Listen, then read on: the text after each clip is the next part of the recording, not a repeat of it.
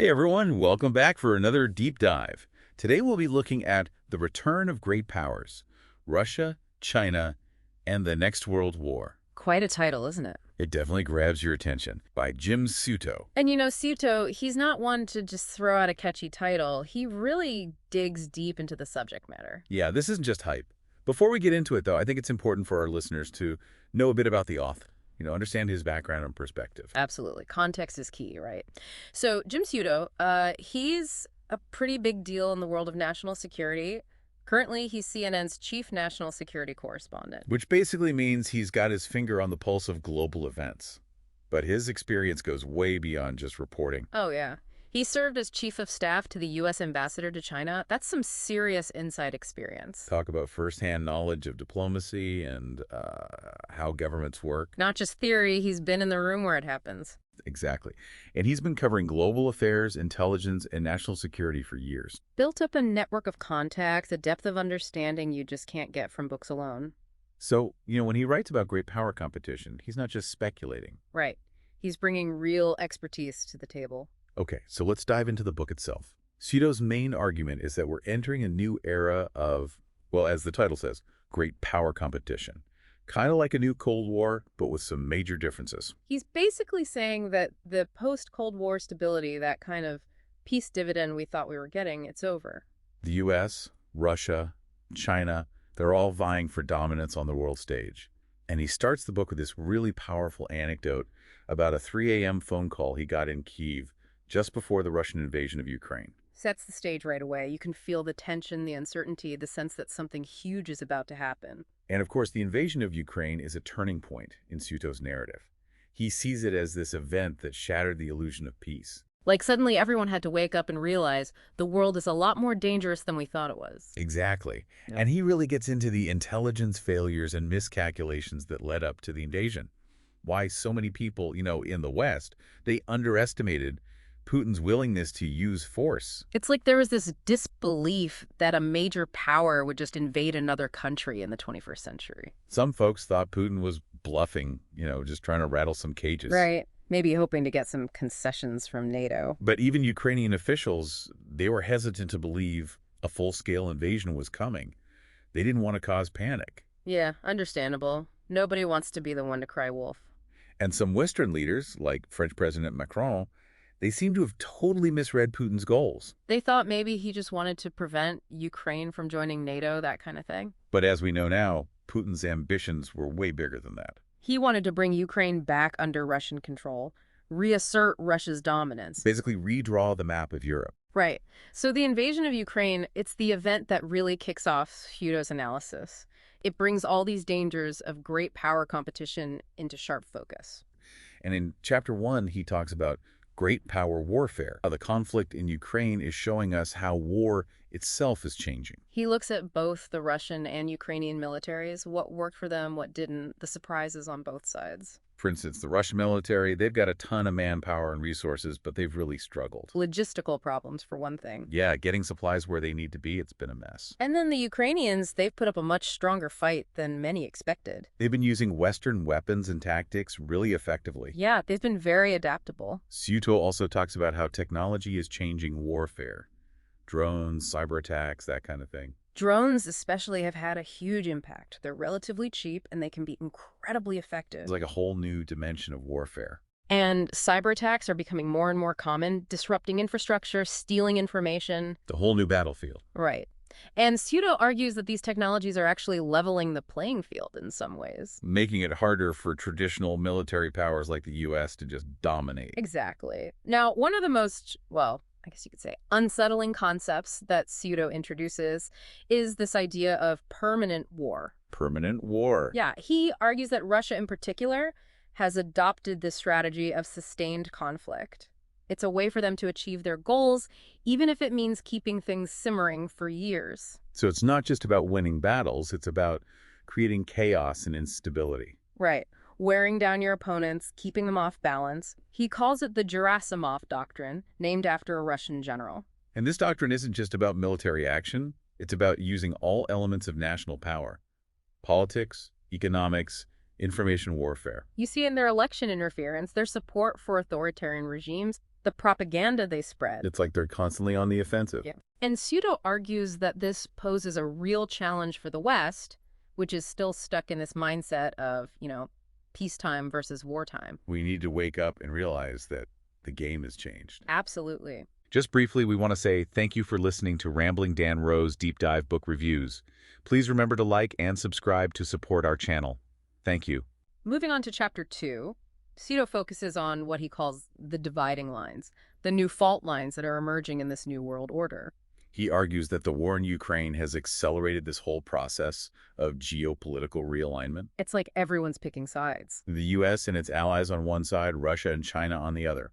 And he uses the 2022 NATO summit in Madrid as a key example. NATO was incredibly unified at that summit, more so than they've been in a long time. And they explicitly named China as a challenge for the first time. A systemic challenge to NATO security. Yeah, which shows how seriously they're taking China's rise. It's a recognition that the world is changing and that the old Cold War focus on just Russia, that's not enough anymore. Right. China is a major player now, and they're not afraid to throw their weight around. Sciutto also talks about this no-limits partnership between Xi Jinping and Putin. He argues that this alliance is a driving force behind this whole new geopolitical alignment. They have a shared worldview, a shared resentment of the rest. They both want to see the U.S. knocked off its perch as the global superpower. Exactly. And they're working together to make that happen. Sciutto points to the growing economic ties between Russia and China, the military exercises they conduct together. They're coordinating their diplomacy to undermine U.S. influence. It's a pretty powerful partnership, but of course, it's not without its complexities. Sciutto points out that China has been careful not to provide direct military aid to Russia in Ukraine. They don't want to get hit with those Western sanctions. Right. They're playing a long game. So this relationship between Russia and China, it's something that the West needs to watch very carefully. It could have a major impact on the global balance of power. Absolutely. Now, in Chapter 3, Sciutto turns his attention to the internal challenges facing both Russia and China. He calls it weakness at home. The idea being that even though they project this image of strength, they've got some serious domestic problems. Right, problems that could limit their ambitions in the long run. With Russia, it's the economic stagnation. Their economy has been struggling for years. And the war in Ukraine and the Western sanctions, that's only made things worse. Yeah, their economy is heavily dependent on energy exports, and when oil and gas prices go down, they feel it. Plus, they've got rising poverty, inequality, a shrinking middle class. It's a recipe for instability. And in China, they're facing different challenges. They're trying to shift from an export-driven economy to one that's more reliant on domestic consumption. But it's not an easy transition. Their growth is slowing down, their debt is piling up, and their population is aging. Plus, they've got environmental problems, social tensions, and political repression. A lot to juggle. And Sciutto raises this really interesting point about Russia potentially becoming economically dependent on China. As the West isolates Russia, they'll have to turn to China for trade and investment. Which could give China a lot of leverage over them. Imagine if China starts dictating terms, maybe even gaining access to Russian military technology. That would be a major shift in the balance of power. So these internal weaknesses, there's something to keep in mind. They could make these countries more aggressive in the short term, but they could also limit their power in the long run. Right. It's a complex equation. Absolutely. Now, in Chapter 4, Sciutto looks at what he calls the non-monogamous middle powers. Basically, the smaller countries that are trying to navigate this new world order. Yeah, he argues that they're not just pawns in this game between the big guys. They have their own agendas, their own strategies for navigating this complex world. Like Israel, for example. They have this close relationship with the U.S., but they also need to maintain a working relationship with Russia. Because of Iran. Right. Exactly. They rely on the U.S. for security and military aid, but they also need Russia's cooperation on issues like Syria and Iran. It's a tough balancing act. And a lot of other countries are in similar situations. They have to make tough choices about where to align themselves, how to protect their own interests. They're not just pawns in the game being played by the big guys. They've got their own interests, and they're trying to play all sides. He also talks about North Korea, which has found a new patron in Russia. They're providing Russia with artillery shells for the war in Ukraine. In exchange for, well, who knows what? Maybe economic aid, maybe technology? It's making things even more complicated in Northeast Asia. And he also discusses the AUKUS agreement between Australia, the UK, and the US to provide Australia with nuclear-powered submarines. That's a clear sign that the West is trying to counter China's influence in the Indo-Pacific. But it's also really angered China. They see it as a provocation. So these middle powers, they can have a real impact. Their actions can ripple across the globe, shaping the whole great power competition landscape. They're not just bystanders, they're players. Absolutely. And then in Chapter 5, Sciutto turns his attention to Taiwan, which he calls the target, the most dangerous flashpoint in this whole rivalry. He describes a visit he made to a Taiwanese military base on the Penghu Islands. They're right in the Taiwan Strait, just a stone's throw from mainland China. He talks about the constant drills and exercises the Taiwanese military is doing. They're preparing for a potential invasion. And they've got some serious firepower, courtesy of the U.S. fighter jets, missiles, radar systems. They're determined to resist any attempt by China to take over. But China's military is getting stronger all the time. They've been modernizing rapidly. Hypersonic missiles, aircraft carriers, you name it. And they've been making it very clear that they see Taiwan as a breakaway province that must be reunited with the mainland. By force if necessary. Right. And then there's the question of what the U.S. would do if China did invade. We've had this policy of strategic ambiguity for years. Meaning we haven't said explicitly whether we would defend Taiwan. It's supposed to deter China, but some people argue that it's not working anymore. They say we need to be more clear about our commitment to Taiwan. But that could also provoke China. It's a tough call. And Sciutto doesn't shy away from the potential consequences of a conflict over Taiwan. He says it would be devastating. Economically, for one thing, Taiwan is a major producer of semiconductors, those chips that are in everything these days. A war would disrupt global supply chains, cause chaos in the tech industry. And then there's the geopolitical fallout. It could draw in other countries like Japan, South Korea, Australia. It could easily escalate into a wider war. So the Taiwan situation, it's really the biggest wild card in this whole great power competition. It's a powder keg. Exactly. And it's something that we all need to be paying attention to. Absolutely. Now, in Chapter 6, Sciutto gets into the new rules of war. He argues that the very nature of warfare is changing. Technology is a big part of it, but it's also the blurring of lines between states and non-state actors. He talks about private military companies like the Wagner Group, terrorist groups, all these actors that are playing a role in conflicts around the world. They're often used by states as proxies, so it's hard to know who's really pulling the strings. It makes things a lot messier. And then there's the rise of cyber warfare and information warfare. They're becoming central to how states compete and how they fight. We've already seen how cyber attacks can be used to disrupt infrastructure, steal information, even influence elections. It's like a whole new front in warfare. And it's a front where the U.S. has a lot to lose. Disinformation campaigns can sow discord, undermine trust, and manipulate public opinion. We're so reliant on technology, so vulnerable to these kinds of attacks. We need to invest in cyber defenses, develop strategies for countering disinformation, and build resilience against information warfare. It's not just about tanks and missiles anymore. Right, it's a whole new kind of war. Sciutto would also spend some time discussing how the war in Ukraine has really highlighted the changing nature of military technology. Traditional military power is still important, of course. But these new technologies like drones and cyber weapons, they're changing the game. He talks about how drones have become real game changers on the battlefield. They're relatively cheap, but they can take out tanks, disrupt supply lines, and do a lot of damage. And they're hard to defend against. Right. Now, one of the most, well, I guess you could say sobering parts of the book is when Sciutto talks about the potential for nuclear conflict. He actually argues that the risk of a nuclear war is higher now than it's been in decades. Which is a pretty scary thought. He points to the breakdown of arms control agreements, the modernization of nuclear arsenals by Russia and China, the increasing tensions between the great powers. It's a recipe for disaster. He's particularly worried about the possibility of a miscalculation, some kind of accident or misunderstanding that could escalate into a full-blown nuclear exchange. Like the Cuban Missile Crisis. It came so close back then.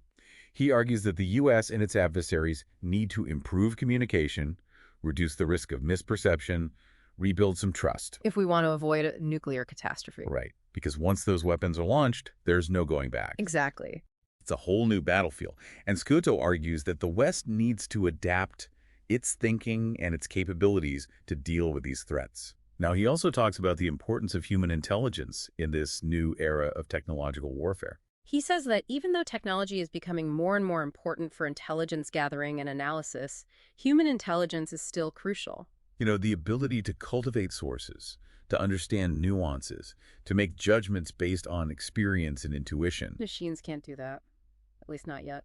He says that human intelligence officers are essential for understanding the intentions and motivations of adversaries. For assessing the credibility of information, for providing insights that algorithms just can't grasp. So we need to invest in both human intelligence and technology, find ways to integrate them effectively. Absolutely. One of the things that really resonated with me was his discussion of how technology is blurring the lines between peace and war. Right. He argues that the old distinction between wartime and peacetime, it's becoming less and less relevant. Because countries are using these new technologies and tactics to engage in what he calls gray zone warfare. It's conflict that falls below the threshold of conventional war, but it can be just as destabilizing and damaging. Like cyber attacks, disinformation campaigns, economic coercion, political interference. They're all designed to undermine your opponent, to achieve your objectives without actually firing a shot. And it's really hard to defend against,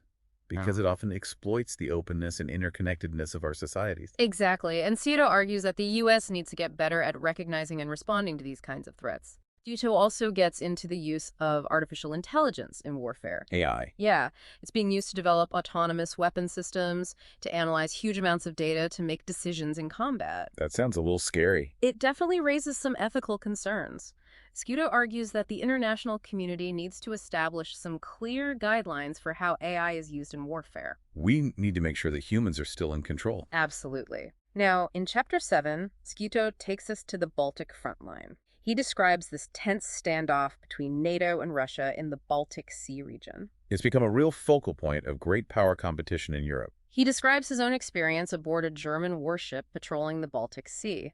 You can really feel the tension, the constant vigilance. They're monitoring Russian naval activity, watching for any sign of aggression. And they're having these close encounters with Russian aircraft, buzzing each other. It's a really dangerous situation where any miscalculation could lead to a clash. Right. And Sciutto talks about the strategic importance of the Kaliningrad exclave. It's a Russian territory that's sandwiched between Poland and Lithuania. Heavily militarized. It's a potential flashpoint. And the Baltic states, Estonia, Latvia, and Lithuania, they're really on edge. They've been occupied by Russia before, and they're worried they could be next. NATO's been strengthening its presence in the region, deploying troops, conducting exercises, trying to deter Russia. But it's a delicate balance. They need to deter aggression without provoking a conflict. Right. It's a really tense situation. Absolutely. And then in Chapter 8, Sciutto explores the high-tech standoff between the great powers, the competition in cyberspace and outer space. These are the new battlefields. He talks about the race for dominance in space, the development of anti-satellite weapons, the deployment of military satellites. It's like a new arms race in space. And we already touched on cyber warfare, but these dangers can be further seen in the Chinese balloon incident over the U.S. How this seemingly harmless event turned into a major diplomatic crisis. It showed how quickly things can escalate. And it highlighted the deep mistrust between the U.S. and China. So these high-tech areas, they're becoming more and more important in great power competition. And the rules are still being written. It's a whole new world. Yeah. And in Chapter 9, Sciutto tackles the Trump wildcard. The potential impact of a second Trump presidency on this whole great power competition. He interviews a lot of Trump's former advisors, and they express some serious concerns. They talk about his impulsiveness, his affinity for authoritarian leaders, his disregard for traditional alliances. They paint a pretty alarming picture. Sciutto points to things like Trump's near withdrawal from NATO, his erratic approach to Iran, his praise for Putin. They argue that a second Trump term could fundamentally alter America's role in the world. Weakening alliances, emboldening adversaries, making the world a more dangerous place. And there's the concern about foreign interference in our elections, especially from Russia. They could try to sow chaos and undermine confidence in our democracy. So yeah, Chapter 9 is definitely a bit of a nail-biter. It makes you wonder what the future holds. And then finally, in Chapter 10, Sciutto explores potential paths to peace. He acknowledges that things look pretty bleak right now, but he argues that conflict isn't inevitable. There are things we can do to reduce tensions and build a more stable world. Now, another point that Sciutto makes, and I think this is a really crucial one, is that these great power rivalries are playing out against a backdrop of other global challenges. Things like climate change, pandemics, economic instability. Exactly. And he argues that these challenges are not only making the world more dangerous and unpredictable, but they're also creating new opportunities for cooperation. He uses the example of climate change, which is a threat that affects everyone. It doesn't discriminate. Right. And he argues that finding ways to cooperate on these shared challenges, well, it could help build trust and reduce tensions between the great powers. Maybe even pave the way for cooperation in other areas. So even though the overall tone of the book is pretty sobering, he does offer some glimmers of hope. He suggests that even in the midst of all this competition and rivalry, there are still opportunities to find common ground and work together. To address the challenges that we all face as a global community. Okay, so we spent some time talking about Sciutto's main arguments, but now let's bring it home a little bit. Why should all this matter to the everyday person? Why should they care about this great power competition thing? Right. What's the so what for our listeners? And Sciutto, he actually addresses that head on. He says, look, this isn't some abstract geopolitical game happening in some far-off corner of the world. It's going to affect all of us, whether we realize it or not. Exactly. The global economy, the technologies we use, even the security threats we face here at home. This great power rivalry is going to touch all of that. So we can't afford to just ignore it. Right. We need to be informed, engaged, and involved in shaping the future we want to see. Which means understanding the different players, what they want, and how their actions could impact us. And holding our leaders accountable, making sure they prioritize diplomacy and, working things out peacefully instead of rushing into conflict. Now, another interesting point that Sciutto makes is about the role of ideology in this new world order. He says it's not just about territory or resources, it's about values.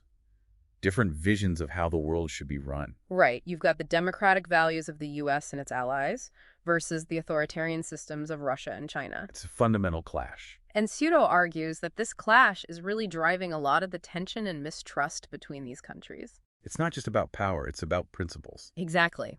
And he suggests that the outcome of this competition between these different systems, well, it's going to determine what kind of world we live in the 21st century. A world of freedom and democracy, or a world of tyranny and oppression. Pretty high stakes.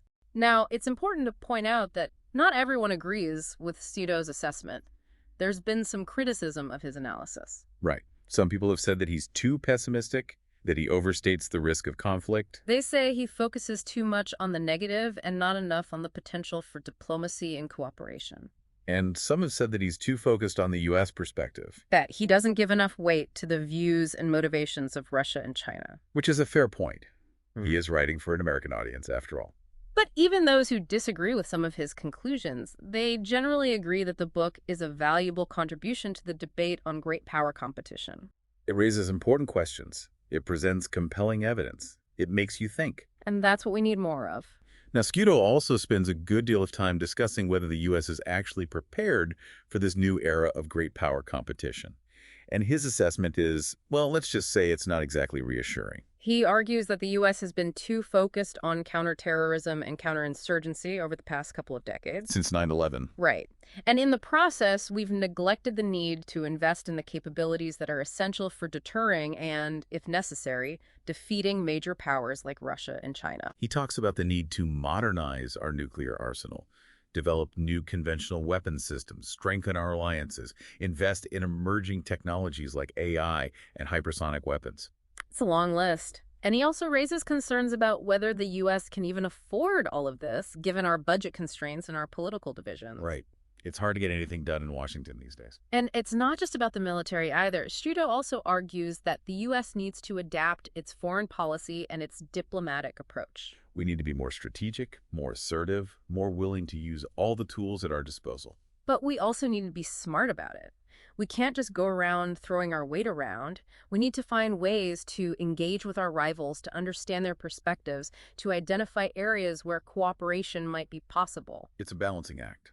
Strength and diplomacy. Exactly. And he also emphasizes the importance of working with our allies and partners. We can't do this alone. Right. We need to strengthen those relationships, build new ones, present a united front to the world. So yeah, Sciutto's assessment of the challenges facing the U.S., it's pretty sobering. But it's also a call to action. He's saying, look, we need to wake up. We need to get serious about this. We need to start making some tough choices. If we want to maintain our global leadership and prevent a catastrophic conflict. It's a sobering reminder that the world is a dangerous place, and that even the most powerful country in the world can't always get what it wants. We can't control everything. Right. He's saying we need to be more strategic, more selective about our commitments, and more willing to accept compromises. And sometimes, we might even have to accept setbacks. Not every battle can be won. Exactly. So, as we wrap up this deep dive, let's take a moment to reflect on what we've learned from Sciutto's book. It's been a pretty intense journey. He's definitely given us a lot to think about. He's painted a pretty sobering picture of the world today. He's talked about the return of great power rivalries, the erosion of global norms, the proliferation of dangerous new technologies. It can feel overwhelming. It's a lot to process, but I think one of the most important takeaways is that we're not powerless. We have agency. We can make choices. We can demand better from our leaders. We can educate ourselves and others about the challenges we face. We can work to build a better future. Thanks for joining us on this deep dive into The Return of Great Powers. It's a book that I highly recommend. It's challenging, but it's also incredibly important. It's a book that everyone should read. And I hope that our discussion has sparked some new ideas and inspired some new actions. Because the future is in our hands. Until next time, keep exploring, keep questioning, and keep working to make the world a better place.